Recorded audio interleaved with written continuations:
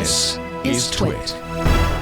So, who played that? So I want to talk. We brought Trey on, and of course, Trey's an old friend, great photographer, one of the best in the world. I'm sure, as you will vouch, Aunt Pruitt. Aunt says he's been stalking you for years.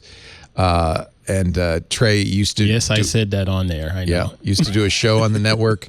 He's been on many times. We've done triangulations with him. If you want to learn more about Trey, but the reason to bring you on is because you sent me an email the other day, said, here's an NFT of one of my images. And I was so taken with that. I said, let's get Trey on because we have been trying, Trey, for a month to figure out what the hell these non-fungible tokens are. And if anybody should know, it's you. You're not the first artist to do this. In fact, this has been, I think, mostly a boon for artists. No, I'm not the first. And I found out about it the first time like 2 years ago. I have a friend named Yash, who was one of the founders of Pinterest, and he actually came out here to Queenstown, New Zealand, came here into the studio and was telling me all about NFTs and how big they're going to be. 2 years ago. Yeah.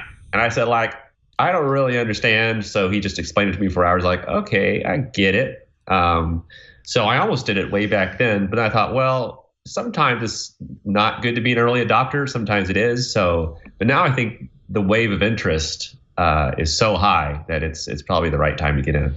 Grimes got a lot of attention for selling $5.8 million of her art, digital art. A lot of it animated. I think all of it animated for in 20 minutes, almost $6 million in 20 minutes.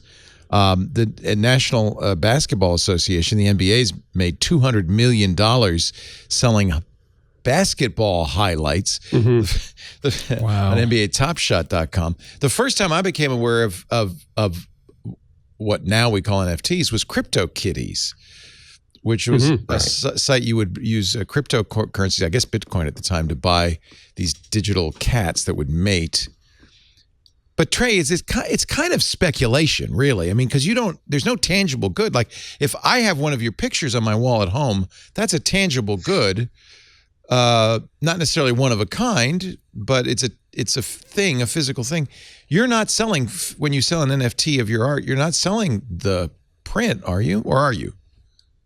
No, but you can attach real life goods to your NFT. Okay. But you don't need to. Or send someone a link in the Skype chat. Like this guy made some shoes, and you can it's like a digital shoe that spins around. But then, like, if you buy it, you also get the real shoe. And I think in 24 hours, he made about $3 million. Oh my God! So, Jesus. Yeah. I think. And can you, Trey? Can you restrict? Can you put conditions in the contract about what the owner does and does not get? Yes, you could put that in the contract because it's a smart contract tied to the Ethereum blockchain. So you can put the parameters in there. You can really do almost anything that you like. You can do. You can put it up for an auction, so there's one of one. You can put up a photo or a piece of art that's an open edition, and you put a price on it. And if it sells 560 units, then those 560 things are minted, and that's all that will ever be minted with that particular piece of art. Nice. There's lots of different schemes and scenarios for selling stuff. And I think so you said it's speculation. It's totally speculation. And although here's my theory. To be fair, is buying art, Starry right? Starry Night by So Vincent Van Gogh. If you buy as an investment instead of just something pretty to put on the wall, and I think that's where most fine art is sold as an investment, you're speculating it'll be more valuable in the years to come. Right. And I think they're right to speculate on it because right now there's so many Bitcoin millionaires out there. They're just they're crawling with them. And people don't know. Right now people buy Bitcoin and they just play the market. They wait for it to go up 4% or down 3%. It's like trading the euro for the yen. And that's a little boring. It's much more interesting to buy, instead of having an invisible Bitcoin, to have like a digital piece of art. And the art, there's secondary and tertiary markets, so it gets sold and resold. So why wait for Bitcoin to go up 3% when you could buy a piece of art that'll jump up 50% in a few weeks? So you think it's the case that people who are spending money on NFTs are not taking dollars, say, and turning it into Bitcoin or Ethereum and then spending it. This is stuff they have in their wallet. And so it's just like buying more crypto. That's what it sounds like. It's kind of like that. Right. Okay. They're probably sitting on hundreds of thousands or millions in Bitcoin and they have it in their Coinbase account. And then these NFT sites, they often use this little wallet called MetaMask. So they can just convert it to Ethereum, send it to their MetaMask wallet, and they can just go stir crazy and buy all kinds of stuff. Is it usually Ethereum when you're doing an NFT? Yeah. Yeah. That's actually good news because Ethereum is not nearly so energy dependent as Bitcoin is, right? I've been told. Somebody said, Leo, you're an idiot. Don't worry about it. Because I was complaining. Actually, I was quoting Seth Godin, who did a blog post saying, the only thing bad with NFTs is it's going to hasten climate change because there's so much energy involved in these transactions. But that's not the case with Ethereum. I don't totally understand the mechanics of Ethereum, but I do know that it can do a lot more transactions. Yeah. And there's new with the new Ethereum 2. They've got a lot of different wild computer sciencey techniques that are happening that can, makes it like 10,000 times as efficient as Ethereum 1. Yeah, it's proof of stake is less energy intensive than proof of work, which is. And the main reason Ethereum was developed was to do smart contracts like NFTs. Right. Okay. So I think it's a really interesting time because, crypto has always been very esoteric for the common person. Yes. This does not make it any less. I got to be honest. Right. This just makes it even crazier. We're getting like the muggles in. People that buy all these NBA cards and all this kind of stuff. And so these are like regular people. And so now there's, non-computer science nerds like us that are getting into this, collecting stuff. So it's entering a certain zeitgeist. It's still early, but it's nice to see so many people playing the game. It's just a game. It does remind me of trading cards.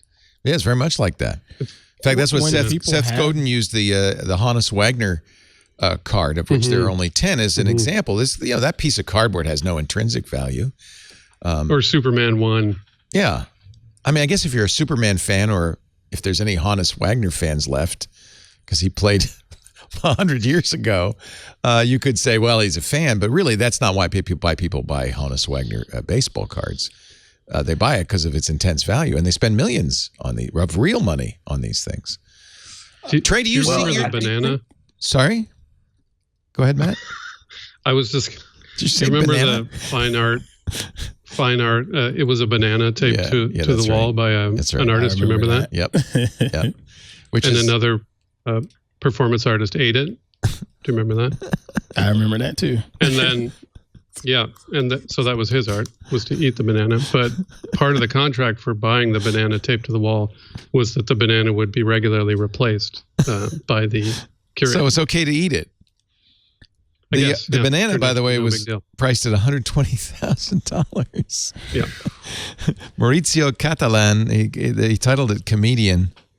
And then along comes another comedian to eat it. This is part of Art Basel in Miami Beach. So, Trey, do you see yourself as selling your goods, your images this way entirely, or is this just kind of a fun little sideline? It's a fun experiment. I still sell big prints. Yeah. People want them on the wall, right? Yeah. This sounds a little name droppy. You guys know I don't take myself seriously, but I did have 2 famous celebrities become collectors lately: Edward Norton and Leonardo DiCaprio. Nice. Whoa. Yeah. It is name droppy, but it's okay. If it were me, I'd do it the same. Do you guys hang out or? Oh, hey, Trey has introduced me to some major celebrities. Hans Zimmer is a friend. The last time you were in Petaluma, you came here with MySpace Tom, and we went out for Korean tacos. Wow. Yeah, so everybody famous I know through Trey. He knows everybody. Wait a minute, you met Hans Zimmer? I didn't meet him. Trey's friends with Hans Zimmer. Trey's like his buddy, right? Right? Yeah, we're MySpace. friends. We traveled around Europe together. Yeah. I wanted to ask from the standpoint of the artist that's a starving artist and happens to be able to make a sale of an NFT. What is it from a payment standpoint? I mean, are we talking real money that actually shows up, or is it just going to sit somewhere in a crypto wallet somewhere that they have to sit on forever and ever and just buy more crypto-based items? Good question. I'd explain how it works. So you take a piece of art. It can be a photo. It can have music attached to it. It can be animated or whatever. You upload it to one of these marketplaces. Like the one I'm going to put mine on first any day now is one called Maker's Place. And then so you upload it, just like you're uploading a picture to Flickr or whatever, and you write a little description, and you put how you want to sell it, what kind of price, and then it goes live. And for example, the way that the money works is, let's say they buy it for $1,000. Okay, Maker's Place takes 15%, and 85% goes to the original artist. So that's really quite good. That's better than the usual gallery commission, right? Yeah, way better. As soon as someone buys it, that money is transferred into your Coinbase account or your MetaMask wallet, and then you can convert that to US dollars anytime. Okay. So you can cash it in. Yeah, even better, because this is a smart contract, if someone buys that on Maker's Place and then they resell it, the original artist gets 10% of every subsequent sale. Oh. So until the end of time, you'll get a 10% royalty on that piece. So I could see your interest in this for the artist. This is a great deal. Yeah. Oh boy. Maker's Place, huh? No. Yeah. I can see the gears turning. Maker's Place is digital. These are digital art. And that's one of the things I think that confuses people about NFTs. As I said, I got from you, I still have it, this a picture of the space shuttle launch. It's beautiful. And that's a physical thing. It's probably a print, so there may be other copies of it. That's very common these days. But, you may also, if you have a Van Gogh, you might have the original. A digital thing, the thing that confuses me is you can make infinite copies. Does Maker Place prevent you from making infinite copies of the art you just bought? Yeah, they have a pretty tight authentication process. Okay. Right? Because when it's authenticated in the blockchain, Trey's the original creator, only 20 exist or only one exists. But it's digital. How can they keep me from making another copy? I don't understand. Well, technically, I could take the same photo and upload it on another site. True. Like Foundation. So there's a certain amount of trust, I guess. Gateway. Right. But there's ways they can check the Ethereum blockchain to see if the same thing's already out there. Okay. So that's why it's just so trusted. And the mind flip that people have to go through is, these Yuval Noah Harari books like Sapiens, that things only have humans are the only animal on the planet that believe in fictions. And if we all believe, we believe in a lot of fictions, as it turns out. Yeah, like money. You can't see a meter, you can't weigh it, but we all agree on how big a meter is. Yeah. So then we can use it to measure stuff. Right. It's the same thing with money, and now the same thing with digital art. And you can see so many people are buying it that there's enough people that believe in it, just to keep it going. Same thing with Bitcoin. People didn't know. We got to get more and more people to believe in this story, but now so many people believe in that story. The story grows. You could put code into the image too, right? Like sort of steganography, or you could insert something into the actual image itself. But that'd be copied, Matthew. If I copy bit for bit the thing I bought, it's going to be copied with the bit for bit. So. Yeah. Well, yeah. Technically, you can go screenshot my photos anytime and make them your screensaver or whatever background. Yeah. But there's only one that exists in the Ethereum blockchain, and it's authenticated. That's the real one. Okay, I get it. Yeah. Right. Yeah. Yeah, that's the real one. Wow, it's sort of interesting.